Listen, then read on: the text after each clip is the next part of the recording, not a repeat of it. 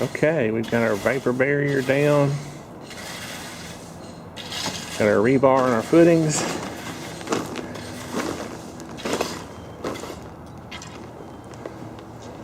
Got our expansion material around.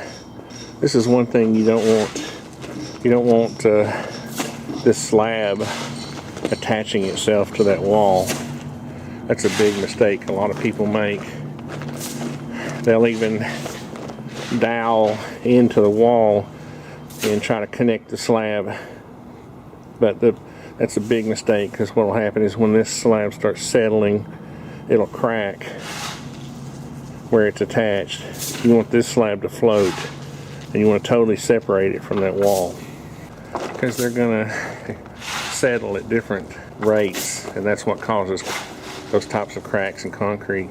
The other types of cracks are shrinkage cracks. What you'll see after we get through is we'll cut 2 joints down the side of these footings, because this thickened footing will shrink at a different rate than the thin slab will, and all this will want to act funky. And also, when the slab is trying to shrink this way towards the middle, it'll crack around these pipes. There's a possibility of it anyway. So what we're going to do is wrap insulation, duct tape some, about 1/4 inch to 1/2 inch of insulation around these pipes to give some separation.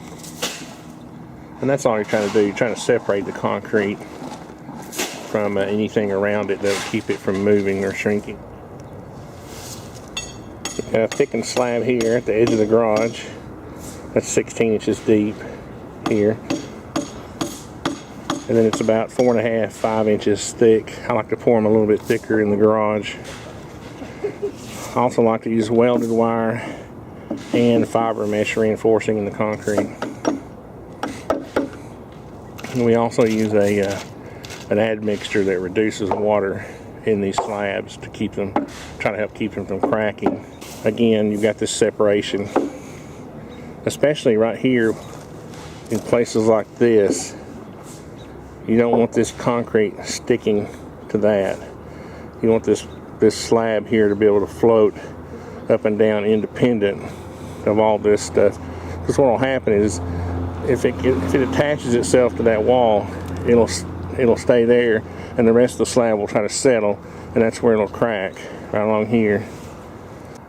Well, they got the 2 front porch columns formed up. Of course, they're only that tall.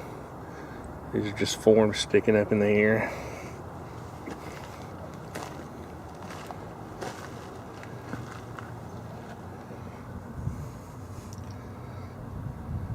Got it formed up so we can pour the footing and the column at the same time.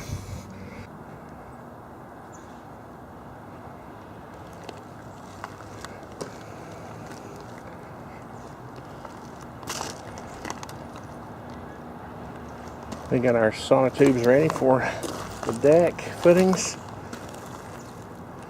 They're a little large, but they will work. You can see how much concrete we're going to save just not pouring those big old holes. So tomorrow's going to be exciting. We'll finally have our concrete all done, and we'll be ready to get this thing framed.